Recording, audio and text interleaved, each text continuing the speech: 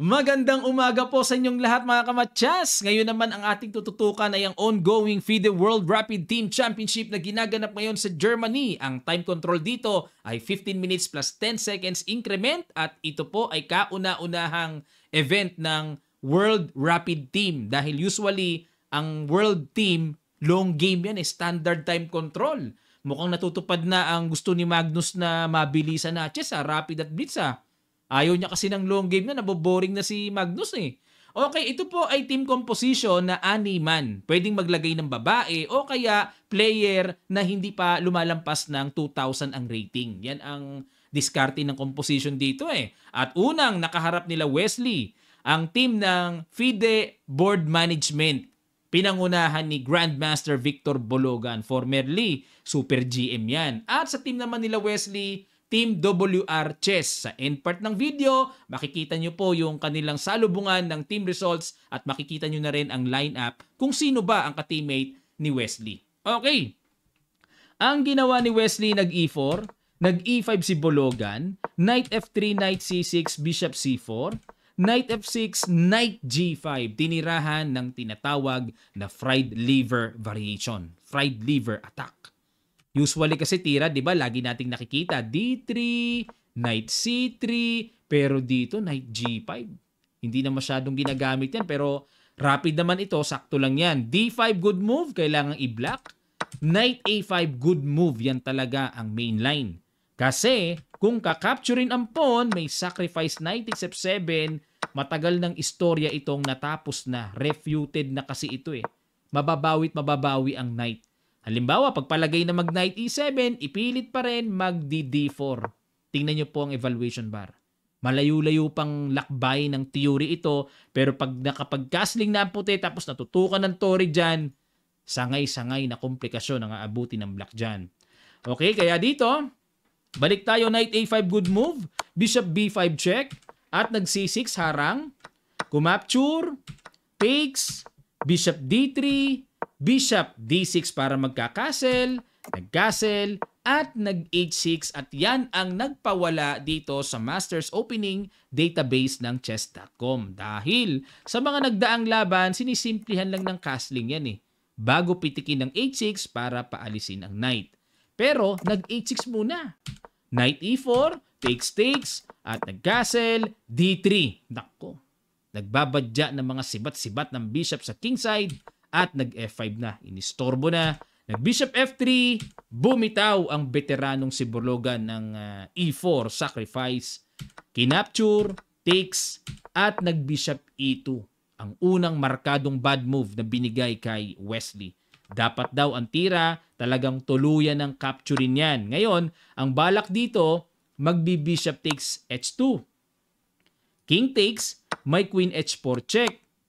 King G1, and Queen takes E4, tapos Queen D3. Slightly better for white. Yun nga lang, parang napapangitan ako kasi Queen to Queen kagad, weak din ang D3.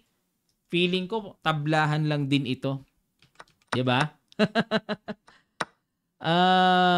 Yun talaga tira, capture na eh. Pero umatras si Wesley, nag-Queen C7, at nag-H3, iniwas kasi yung pawn, another bad move.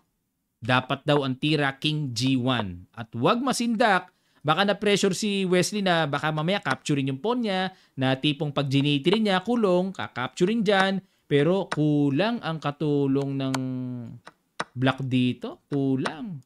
Ang daming pyesa niya, no? Pagpalagay ng Chumek, Bishop H2 lang, kapos. Diba? Kapos ang magiging atake. Ayun. Pero ang ginawa, nag-H3 eh. Queen E7, ayun, pupunta sa H4 para may mga hataw ng sacrifice doon. At nag-Queen D4. Good move daw. Bakit naging good move yan? Nag-Rook B8, A3, mag-B4. Nag-C5, paalis sa Queen, bad move. Dapat daw ang tira Bishop C7. Okay? Nag-C5, Queen D5 check, King H8, Knight C3, Bishop F5, depensa sa pawn, nag-Bishop E3, Rook B D8. Ayan, teka muna. Bakit ba hindi kinapture ang libreng pawn sa B2? magro-rook A D1. Ayan, malalim ano pag umalis ang bishop kasi may hataw ng bishop takes pawn, maiihaw, matutuhog ang queen at torre. Ngayon, kung ang gagawin ay depensahan, merong queen takes. Libre pala, hindi pala madedepensahan. Kung mag-rook F6, pilitin nating depensahan, magna-knight B5. Threat pa rin ang bishop, then next yung bishop takes C5. Lamang ang puti. Okay?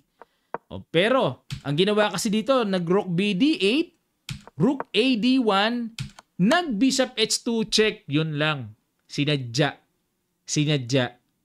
Takes. Madali namang makita yan. Hindi yan elementary blunder, mga kamatsasa. Sinadya yan ni Wesley kasi bishop pair ang matitira sa kanya at weak ang pawn sa C5. May mga tama-tama eh. Knight B7 at nag-G3. Ayun. Na-pressure din naman si Wesley na tipong laging bukas yan. Baka mamaya may mga halaw-halaw, mga sundot-sundot ng check eh. Nag-G3 pero hindi na dapat gawin yan. Rook F D1 kagad. Yan ang pinaka-logic to control. Battery the D-file. Yan ang mas matibay. Ika nga. Pero nag-G3, nag-Queen E6. Ayun. Inatake ang H3, nag-H4, Bishop G4, palit-palit, at nag-Rook E5 para naman tagpasin ang pawn, nag-Queen G6, Knight takes E4. Okay, pero tingnan nyo evaluation bar. Pabor kay Bologan.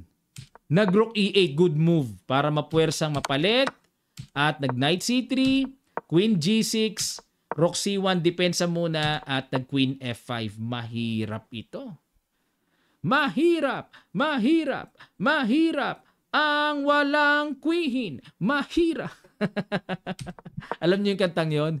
Mahirap ang maging pogi. Naalala ko yung kanta nung araw eh. Ayan, A6. Oh, mahirap ito sa puti. Paano ipapanalo ni Wesley yan? Knight E2, Knight D6, nag C4. Yun. Oh, kahit pa paano may pang C5, nag-Queen G4. Ayun, threat ang Knight. Double attack nga naman. Pero ito po ay Brand X. Hindi branded yan dahil ang branded move ay Queen D3. Yan ang tama na kung mag-Knight F4, magku-Queen E4 lang. Kapag nag-C5, may Knight C4. Yan ang tamang panimpla ng black na dapat gawin. Pero ang ginawa, Queen G4 eh. Knight D4, Knight E4, bad move. Yun lang. Dapat daw tira Queen E4. Kaso sa pagkakataong ito, 35 seconds na lang si Bologan eh. Medyo syempre, may edad na rin. May nerve na rin yan eh. C5, G5, capture. May mga check-check ba? As long as secure ang F3 square, tuloy. C6, Knight F7, uy, magda-Knight D6, nag-Bishop F4 muna to control the coming Knight D6, pero nag-Knight D6 pa rin. Ayan mga kamatsas. Nakko, ganda. Takes. Dito, pakiguess nyo po ang excellent move na ginawa ni Wesley. Sa ilang sandali lang, tutuloy kagad natin. Start.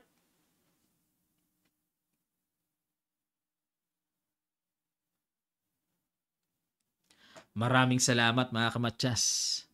Salamat po sa effort at congrats sa nakakita ng Bishop E5 sacrifice. Excellent move.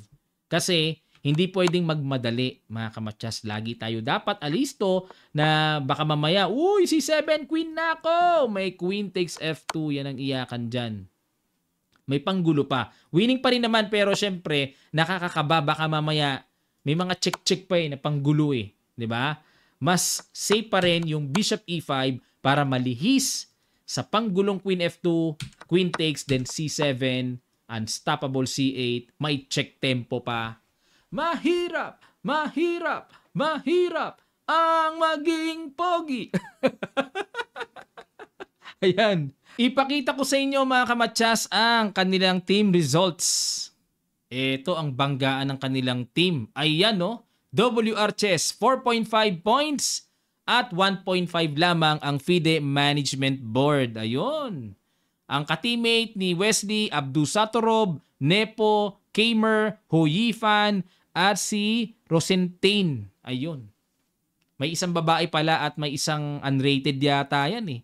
Yun ang composition, ano? Basta animan, mga kamatsas. Ka-teammate si Kamer, oh, malakas si Kamer. Isusunod kagad natin, mga kamatsas, no? Kahit madaling araw po, para sa inyo. Hatawin ko ito para isang tulog na lang. Ang laro naman sa round number 2. Yan po ang inyong abangan. Papasadahan natin yan, ha? Ayan. At sa mga gusto pong mag-avail ng ating iba't ibang klaseng t-shirt designs, available na po sa ating merchandise link na makikita nyo sa comment section below. Click nyo lang para makapamili po kayo. Maraming salamat. Kita-kits tayo sa susunod pang videos.